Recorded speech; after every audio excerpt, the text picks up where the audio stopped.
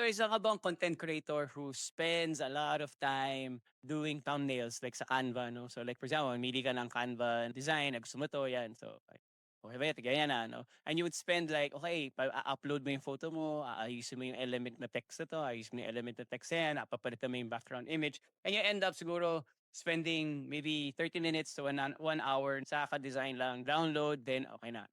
What if I actually showed you a better way of doing it and you can only spend like 60 seconds lang and you have already a thumbnail for your YouTube shorts and then for your YouTube long form videos now. So this is the one I created. I created an application called Less Than a Minute. It's a thumbnail specifically lang for educational content creators kasi may specific reference rin siya ng style. Ang idea niya is you upload your brand assets like your image, your logo, kung may logo, may style reference ka, as you can see in the image, kung may brand colors ka na gusto. So, all of this, i-upload mo lang siya.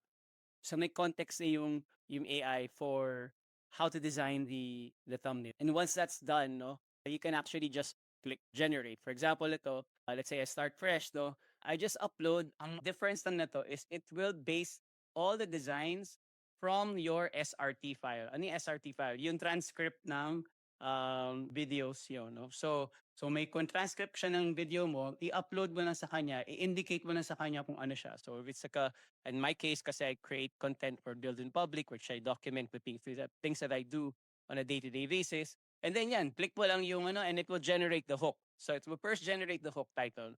Why is it important to generate the hook title? Kasi it will be the one na magiging title ng image mo. So let's say yan, pinili ko Gemini, beats, or any else. Any N2 is out. Or so na lang, sabi, generate na yan. So yan, pag nag-generate na siya, it will take a while to generate. But I'll give you an example, pag natapos na siya, so it would look like this.